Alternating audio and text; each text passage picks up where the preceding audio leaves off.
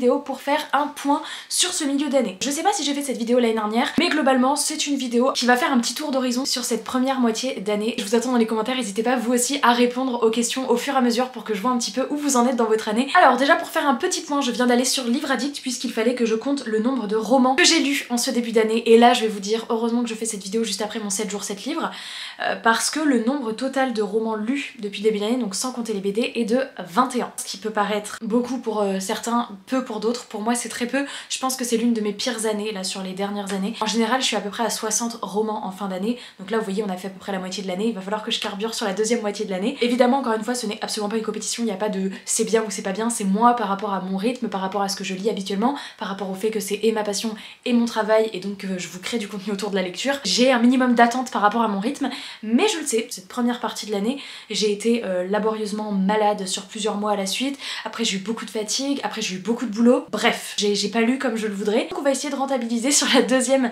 moitié de l'année, et j'ai lu 22 BD, donc une de plus. Ça pour le coup je suis assez contente puisque je continue mon challenge d'à peu près réussir à lire une BD par semaine tous les dimanches, et vous voyez je sais pas à quelle semaine on est actuellement de l'année, mais je suis pas trop naze. À 3-4 BD près, je suis pas mal, et si je maintiens cette avancée, bah je devrais me rapprocher des 50 en fin d'année. Donc ça, je suis plutôt contente pour les BD. D'ailleurs, c'est la première fois que je lis autant de BD. Après c'est aussi parce que j'étais ambassadrice pour Glénat sur justement toute cette première moitié de l'année, et donc j'avais 2 BD Glénat à lire par mois, donc ce qui déjà vous voyez m'en a fait lire 12 dans le cadre de ce partenariat, donc j'en ai lu une dizaine d'autres à côté, mais c'est vrai que mine de rien j'avais quand même ces BD à lire pour créer du contenu, mais du coup je suis contente. Et livre abandonné, j'en ai noté un et je ne vous le dis pas lequel c'est puisque on va aborder cette question un petit peu plus loin. On va commencer avec un top 3 de mes meilleures lectures de l'année. À la base il demandait ma meilleure lecture, mais moi j'avais envie de vous faire un petit top 3. J'ai noté 3 titres. Tout d'abord on a Les Jumeaux Croche-Mort que j'ai lu récemment puisque je l'ai lu dans le cadre de mon 7 jours 7 livres. Si vous les avez loupés, vous avez juste à remonter dans mes dernières vidéos. Du coup il y a un jour où j'ai lu Les Jumeaux Croche-Mort et ça a été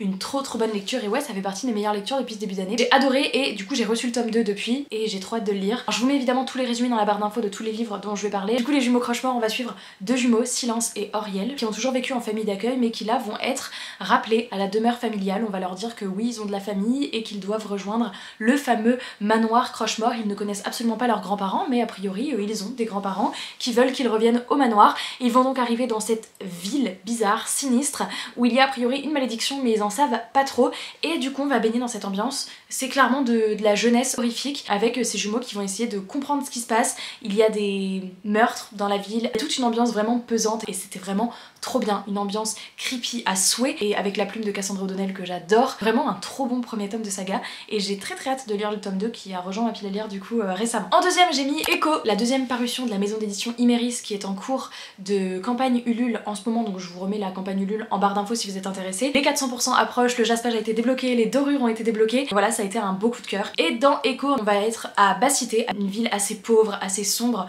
où Echo est mécanicienne, et on a une espèce de grande tour, la tour de l'été, qui est au centre de cette ville et qui tout en haut traverse les nuages, et au-dessus on a la ville de Pandore qui surplombe du coup Basse-Cité, et donc Pandore c'est tout l'inverse, c'est une ville très luxuriante etc. Et Echo, notre petit protagoniste qui vit à Basse-Cité, va être mêlé au vol de l'un des 6 joyaux de Pandore, donc la ville du dessus, et donc sa vie va basculer. Toute cette ville est entourée d'une brume mortelle. C'est un premier tome SF tellement explosif, tellement page turner, tellement addictif, tellement bien pensé. J'ai adoré les persos, c'est la trope de la Found Family, j'ai adoré.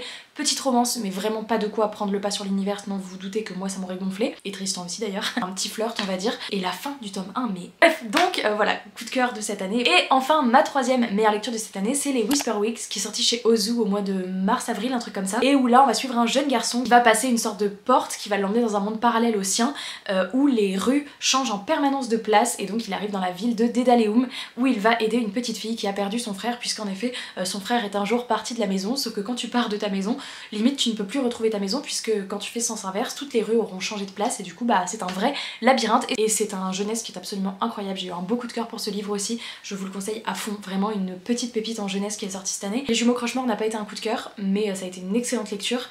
Mais ces deux-là, Echo et Whisper Weeks, il y a des chances que vous les retrouviez dans mes meilleures lectures de fin d'année 2024. Et il y avait une autre lecture coup de cœur, mais je l'ai mis pour la question suivante parce que je voulais pas mettre les mêmes livres au même endroit. La meilleure suite de saga pour l'instant que j'ai lu depuis ce début d'année, et donc j'ai mis Sentinelle du Royaume Royaume Sauvage. Sentinelle du Royaume Sauvage, je le mets plus dans mes meilleures lectures de l'année, un tout petit peu au-dessus de Jumeaux Croche-Mort, même si j'adorais, mais bon, comme il avait sa place dans cette catégorie, j'en ai profité pour mettre autre chose au-dessus. Donc Sentinelle du Royaume Sauvage, j'ai lu le tome 2 dans le cadre de mon 7 jours 7 livres là aussi, et c'est une saga de jeunesse, fantasy absolument incroyable, qui est portée féministe, environnement, protection des créatures magiques, etc. Enfin vraiment, il y a toutes les thématiques que j'adore retrouver. Je pensais que c'était la fin d'une duologie, et en fait, il se pourrait que peut-être un jour on ait un tome 3, on verra, je vais croiser les doigts parce que j'aimerais trop avoir un tome 3 à cette saga que j'ai littéralement adorée et qui rentre officiellement dans mes sagas de fantasy jeunesse favorites. Je vais nettoyer mes lunettes, elles sont exécrables. Voilà, vous êtes là vous. Donc voilà, meilleure suite de saga pour l'instant, en tout cas rendu tout début juillet, et bien je dirais que c'est Sentinelle du Royaume Sauvage, et en plus là il va falloir que je me mette un petit peu à lire des suites de sagas. Je vais peut-être vous faire un vlog dans l'été avant de filmer ma vidéo des sagas en cours, un petit vlog où je vais essayer de continuer les sagas. On m'a déjà demandé là il y a quelques jours, semaines, quand est-ce que je faisais ma vidéo. Comme tous les ans ça va arriver, mais c'est en juillet-août en général, donc pas de panique, ça arrivera. Ensuite la prochaine question, c'est des récentes sorties que j'ai envie de lire, donc en gros des livres que j'ai dans ma bibliothèque qui sont arrivés, qui sont sortis récemment mais que je n'ai pas encore lu mais qui me font très envie. J'en ai pris deux, donc j'ai mis deux livres qui sont arrivés très récemment, je crois qu'ils sont sortis, je crois que celui-là est sorti en avril et que l'autre est sorti en juin, donc c'est assez récent. Celui qui est sorti en avril c'est Fleur de cendre, je suis absolument fan de cette couverture, donc c'est de Sarah Delisle et c'est sorti chez Gulfstream dans la collection Électrogène. Je l'ai reçu très récemment mais il est sorti en avril. On va suivre Angre qui rêve de devenir une sorcière accomplie, donc vraiment elle a toujours la tête dans les grimoires, sauf que son père a un autre destin pour elle, il veut eh bien la marier au duc de je ne sais quel royaume, donc clairement, enfin bref, un mariage arrangé, ça lui vend vachement moins de rêves quand même. Mais un jour du coup elle va être visée par une tentative d'assassinat et elle va être défigurée par le feu. Son père veut plus d'elle, son nouveau mari ne veut plus d'elle non plus, bref elle va être laissée un petit peu seule. Elle ne va donc pas avoir d'autre choix que de rejoindre le mystérieux domaine d'une marquise, et sauf que dans ce domaine on y forme en secret des guerrières sorcières d'ailleurs, pour lutter contre des démons surgis des profondeurs de la terre. Ça me fait super envie, et par contre je sais pas si c'est un one shot ou un tome 1, mais en tous les cas celui-ci très hâte de le lire. Et le deuxième que j'ai noté dans ceux que j'ai dans ma palle qui sont arrivés récemment et qui me font terriblement envie, c'est Outre Noir de Mark J. Gregson, publié chez les éditions Lumen. Celui-ci faisait partie des sorties de cette année qui me hypait le plus.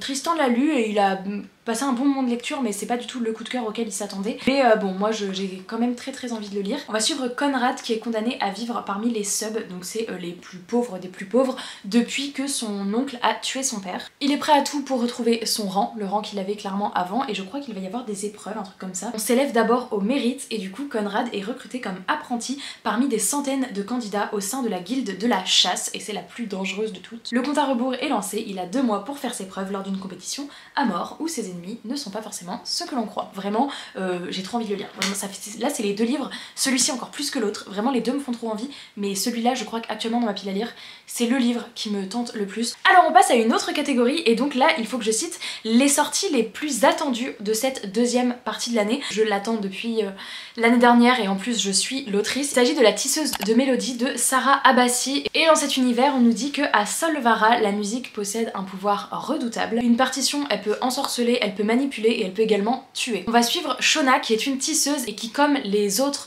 élus, depuis l'enfance elle tisse les mélodies du destin. En gros elle tisse clairement l'avenir de chaque personne du royaume. Un jour accidentellement elle va voir qu'elle va être à l'origine de la chute de son royaume, et du coup son destin va prendre un tournant un petit peu particulier j'imagine. Elle va être accusée d'être au cœur d'un complot qui vise à détruire clairement sa cité, et elle va donc devoir prendre la fuite. Je n'en sais pas plus mais ça me fait trop envie et je vais me le procurer dès sa sortie. Et le deuxième que j'ai repéré c'est chez Ozu et c'est les oiseleurs.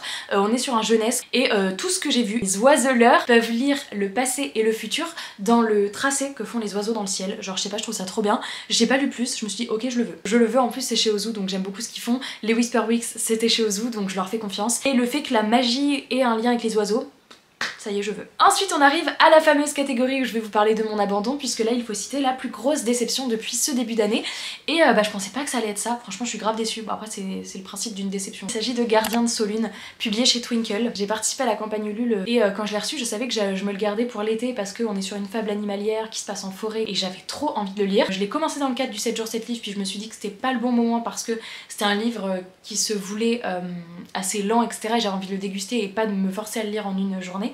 Donc je suis passée dans un autre livre pour le 7 jours 7 livres. et je l'ai repris après et en fait j'ai abandonné à peu près à je sais plus 90 ou 100 pages. Hyper déçue parce que de 1 il ne se passe rien. 90 ou 100 premières pages, c'est la même chose que ce qui se passait dans les 10 premières lignes, c'est-à-dire qu'on est au cœur de la forêt, il y a la fumée, il y a une sorte de fléau a priori qui arrive, alors on sait pas trop si c'est un incendie, une maladie, etc. Bref, il y a un mal qui ronge la forêt qui arrive, du coup les animaux doivent fuir et on va suivre particulièrement 4 gardiens, un loup, un renard, un lièvre et une chouette, qui sont les gardiens de la forêt et qui vont devoir aller avertir chacun les diurnes et les nocturnes, donc ils se répartissent dans la forêt et ils vont sauver les animaux. Et sauf que bah voilà, j'étais en mode bon bah faut peut-être que ça démarre parce que c'est un one shot, il fait 300 et quelques pages, donc on s'attend à ce qu'il se passe quelque chose, mais ce n'est pas le truc qui m'a le plus dérangé parce que j'étais partie dans ce livre pour de toute façon passer un moment assez lent, je m'attendais à ce que ce soit un truc assez tranquille, donc le fait que ce soit lent, c'est pas ça qui me dérangeait. Il aurait pu ne rien se passer, mais en fait j'ai été grave dérangée par la plume, j'ai pas du tout accroché à la plume et au-delà de ça, au dialogue, vraiment les dialogues, mais ma tête quand il y avait les dialogues j'étais comme ça. J'ai trouvé les dialogues pas du tout adaptés à ce qui se passait, comme si ça voulait être drôle, comme si y avait eu volonté d'amener un petit peu de légèreté dans les dialogues, etc. Sauf que du coup c'était pas du tout cohérent avec ce qui se passait. Je sais pas, il y avait des blagues qui moi me faisaient pas rire. Les gardiens quand ils parlaient ils avaient l'air complètement stupides. Genre sans déconner je me suis dit ils ont pris quelque chose. Il y avait des blagues qui duraient une blague, ça riposte, ça riposte, ça riposte, ça riposte, tu te tapes ça de blague qui est même pas drôle. Mais pour le coup la plume c'est tellement subjectif. J'ai vu plein de très très bons avis sur ce livre. Donc j'étais rendue à peine 100 pages, j'ai dit non bah ça sert à rien, je vais arrêter. Voilà, ça plus le fait qu'il se passait rien et que j'étais là en mode encore bon bah on peut savoir ce qui se passe parce que à part fuir et aller prévenir les animaux, bon et voilà, j'ai vu que j'ai reçu quand même quelques messages de personnes qui l'ont abandonné exactement pour les mêmes raisons, donc je me suis dit je me sens moins seule, mais je suis trop déçue parce que pour le coup ça faisait partie des livres où j'étais sûre que j'allais kiffer, j'avais trop envie de kiffer, ça ne l'a pas fait, malheureusement ça ne l'a pas fait. À l'inverse de la grosse déception, on va parler de ma meilleure surprise et c'est une BD. J'en attendais pas grand chose puisqu'il s'agit de Balle au pied et bah comme vous pouvez le voir c'est que ce soit le titre ou la couverture, on est sur la thématique du foot. Et s'il y a bien un sport que j'aime pas particulièrement, c'est bien le foot. Donc je m'étais dit bon, à voir. Et en fait ça a été une trop belle découverte parce que, alors j'y ai été sans avoir lu le résumé, donc je savais pas du tout ce que ça allait aborder. Je m'étais dit on verra, j'espère qu'il y a d'autres thématiques au-delà du foot. Et en fait oui complètement, puisqu'on va suivre cette petite fille qui a toujours rêvé d'être grande championne de foot. C'est vraiment le sport qu'elle pratique depuis qu'elle est toute petite. Sauf qu'un jour, eh bien le ballon va partir sur la route, va se faire renversée par un camion et donc elle va être handicapée à vie puisqu'elle va clairement avoir une prothèse. Cette BD au-delà du foot évidemment parle du handicap et du fait que le handicap survient du jour au lendemain dans ta vie quand t'avais des rêves, quand t'avais des projets, etc. Et justement on va suivre bien cette jeune fille qui va tout faire pour quand même réaliser son rêve, qui va être d'une force, d'un courage absolument admirable. Et en fait finalement le foot c'est la thématique de la BD, mais finalement c'est au second plan, finalement c'est plus le handicap qui est au cœur de cette BD dans le milieu sportif, mais ça aurait pu être la danse, ça aurait pu être le rugby ou la natation, ça aurait été pareil en fait. J'ai été hyper agréablement surprise et pour le coup c'est parce que je n'avais aussi pas lu le résumé, donc je savais pas du tout ce que j'allais y trouver. Donc très contente et c'était une super découverte, donc je vous conseille si vous avez dans votre entourage des gens qui pourraient être réceptifs à cette thématique ou même vous, ne vous arrêtez pas au fait que c'est le foot si comme moi vous êtes pas fan parce que vraiment ça vaut grave le coup. C'est une très belle BD et du coup j'ai hâte de lire le tome 2. Je sais pas quand est-ce qu'il sortira mais là c'est un tome 1. Voilà. L'avant-dernière catégorie, eh bien je dois vous parler de ma nouvelle plume favorite, donc un auteur que j'ai découvert cette année et qui va s'inscrire dans mes auteurs favoris. J'ai pas réfléchi longtemps, ça a été hyper rapide puisque j'ai découvert cette année une autrice dont j'ai déjà lu 2 livres et il s'agit de Siècle Velban. Donc le premier livre que j'ai lu d'elle c'est Plein ciel aux éditions Big Bang. Ça a été un ovni littéraire, elle a une plume absolument incroyable, une richesse d'univers, d'imagination, c'est tellement foisonnant. C'est un truc de fou, vraiment j'ai trop hâte qu'elle ressorte un livre de fantasy pour me plonger dedans et d'ailleurs si je ne vous le montre pas en main propre c'est parce que c'est la lecture en cours de Tristan qui est en train de le lire sur le canapé dans le salon. Donc ça a été le premier livre que j'ai découvert d'elle et dans mon 7 jours 7 livres plus récemment j'ai découvert L'étoile du soir, donc pour le coup est l'inverse puisque Plein ciel est gros comme ça quand L'étoile du soir est gros comme ça. On est plus sur un contemporain qui s'inscrit dans la culture indienne, là on parle plus du deuil, enfin on est sur des thématiques un peu plus lourdes et donc c'est fait avec tellement de poésie, c'est absolument magnifique. Je vous redirige vers ma semaine 7 jours 7 livres si vous voulez avoir un avis plus détaillé parce que vraiment je l'ai lu il y a 15 jours. Du coup c'est une autrice que je vais suivre de près et j'ai trop hâte qu'elle sorte d'autres écrits et ça c'est une évidence que je me procurais ces autres écrits. Et enfin, la dernière catégorie, et bravo à vous si vous êtes toujours ici, puisqu'il y avait un petit concours caché. La dernière catégorie, c'est le plus beau livre qui a rejoint ma bibliothèque cette année. Alors le choix était dur, il s'agit d'une BD et j'ai reçu il y a quelques temps, alors ça je l'ai reçu au début de l'année et suivi après d'une autre version, vous allez voir, j'ai reçu Au chant des grenouilles qui est une sublime BD, donc il y a eu l'édition un petit peu collector comme ça qui est tout en sépia, donc je vais vous montrer quelques petites planches, hop. Donc voilà, l'intégralité de la BD est en sépia, on est sur une histoire dans la forêt avec des petits animaux. Les planches sont mais tellement belles, il y a plein de petits détails, c'est vraiment tout ce que j'aime. Voilà, vous avez même des grandes pages avec des légumes et tout et des choses de la forêt. Et donc ça c'est l'édition Sépia qui est sortie. Regardez la petite grenouille derrière. Et j'ai reçu plus récemment la version couleur du coup, qui est magnifique aussi, donc avec la grenouille aussi mais en couleur. Vraiment exactement la même histoire. Le format est plus petit, c'est une BD là plus taille classique alors que la Sépia elle est vraiment grande. Donc bah forcément là on est sur des dominantes de vert puisqu'on est dans la forêt. Donc c'est une BD absolument magnifique, je l'ai déjà lue. Et en fait il se trouve que bah j'avais reçu la BD Sépia au début de l'année, j'ai reçu celle-là donc j'étais ravie.